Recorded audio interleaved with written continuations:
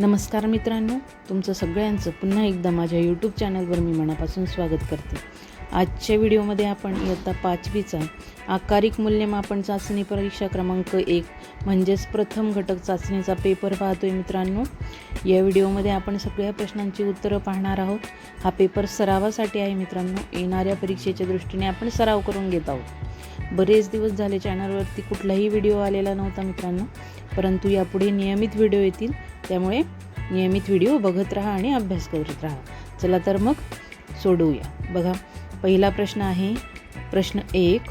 खालील प्रश्नांची एका वाक्यात उत्तरे लिहा। प्रश्न त्यातला पहिला आहे, कविताचे पाय कशामुळे कणखर बनले? उत्तर।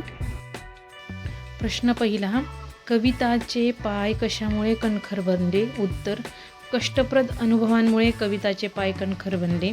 प्रश्न 2, मुंग्या नेहमी कशासाठी तयार असतात? उत्तर, स्वतःचे आणि वसाहतीचे रक्षण करण्यासाठी मुंग्या नेहमी तत्पर असतात। आणि एक प्रश्न तिसरा, रथाला कोण जुंपणार आहे? या प्रश्नाचं उत्तर मला सगळ्यांनी कमेंट बॉक्समध्ये कळवायचं आहे मित्रांनो। प्रश्न चौथा, कोणत्या प्राण्याचा ठसा सुबक असतो? उत्तर, जंगलात वावरणाऱ्या जंगली कुत्र्यांचा ठसा सुबक दिसतो। प्रश्न 5वा आहे, अरण्यलिपी म्हणजे काय? उत्तर, जंगलात सगळीकडे विखुरलेल्या जंगली प्राण्यांच्या खानाखुणांना अरण्यलिपी असे म्हणतात। प्रश्न 2, खालील शब्दसमूहाचा वाक्यात उपयोग करा। त्यातलं पहिलं आहे माग काढणे। तर बघा, त्याचं कसा उपयोग करता येईल? पायांच्या ठस्यावरून जंगलातील प्राण्यांचा माग काढता येतो। दुसरं आहे दिलासा मिळणे। बघा, रामदासला संकटाच्या वेळी सगळ्यांनी दिलासा दिला। तिसरा आहे तत्पर असणे। सैनिक सीमेवर नेहमी तत्पर असतात। वळूया पुढच्या प्रश्नाकडे। प्रश्न व, पुढील वाक्यातील नामे ओळखा व लिहा। पहिला आहे, बंडूची इजार 4 बोटे लांब झाली। तर त्याचं उत्तर होणार आहे बंडू हे नाम आहे मित्रांनो। दुसरं आहे, आईने इजार एका कोनाड्यात फेकली। तर त्याच्यात नाम असणार आहे मित्रांनो आई। प्रश्न 3, उत्तर असेल जंगल किंवा वन। दुसरं आहे सुबक, सुबक म्हणजे सुंदर। तिसरं आहे माय, माईला समानार्थी शब्द आहेत माय, आई, माऊली। प्रश्न 2, ब, विरुद्धार्थी शब्द लिहा। पहिला आहे सजीव, सजीवच्या विरुद्ध होईल निर्जीव। दुसरा आहे प्रश्न, प्रश्नाच्या विरुद्धार्थी शब्द होईल उत्तर। तर तिसरा आहे माहेर, माहेरच्या विरुद्धार्थी होईल सासर।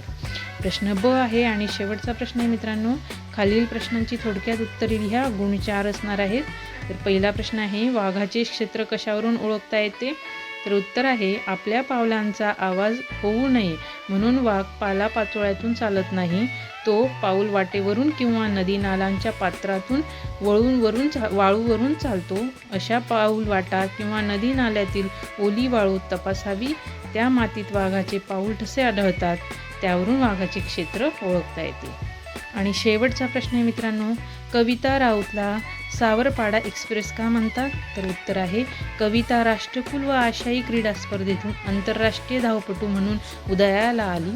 सावरपाडासारख्या दुर्गम भागातील एक मुलगी जलद धावणारी धावपटू म्हणून नावारूपाला आली, म्हणून त्यामुळे तिला सावरपाडा एक्सप्रेस असे म्हणतात।